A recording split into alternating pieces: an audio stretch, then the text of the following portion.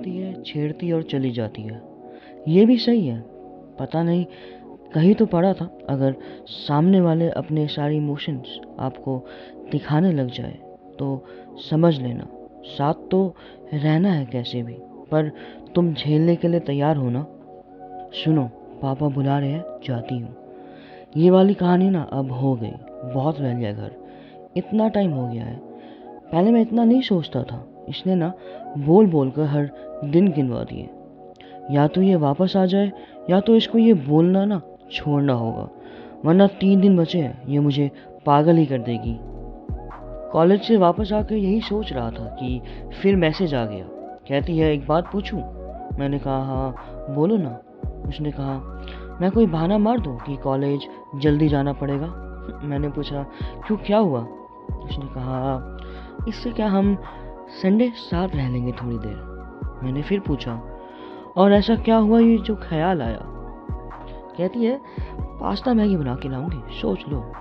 मैंने फिर पूछा छेड़ते हुए, और ये घूस देने का ख्याल भी कैसे आया?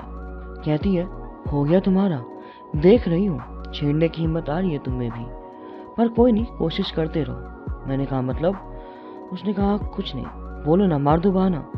तो मैंने भी बोल दिया, मुझसे क्यों पूछ रही हो, उस दिन तो बिना परमिशन लिए ही घर गई थी ना। उसने कहा ओह, मतलब तुम्हें बुरा लगा और मिस भी कर रहे हो ना। मैंने कहा ऐसा कुछ नहीं है, मैंने बस यूं ही बोल दिया।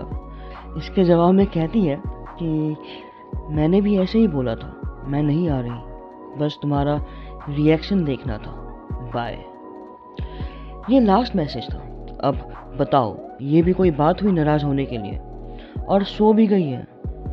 मैं कभी कभी इसको समझ नहीं पाता, क्या चाहती है ये, पर शायद अब समझने भी लगा हूँ। यही कि कृति चाहती है मैं किसी तरह से कन्फेस कर दूँ कि हाँ आती है तुम्हारी याद।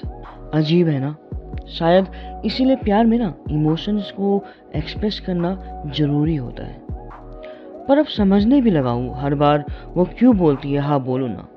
और देखा जाएगा, अगर रिश्ते ऐसे ही बनते हैं तो शायद अब मुझे बोल देना चाहिए। और क्या, अब तो ये मैं भी बोलने लगा हूँ हाँ बोलो ना।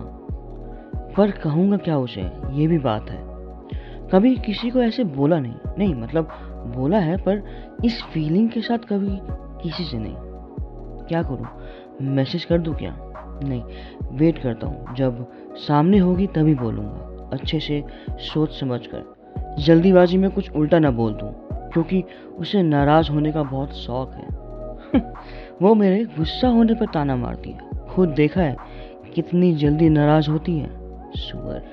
रही बात ताश की, तो अभी शायद सही टाइम है बाजी लगाने के लिए, क्योंकि मेरे पास इक्का है। और रही बात कहने की, तो मैं कन्फेस करूँगा, परसों संडे है ना, डन। अब जाता हूँ और जल्दी मिलता हूँ आपसे भी, तब तक के लिए बाय।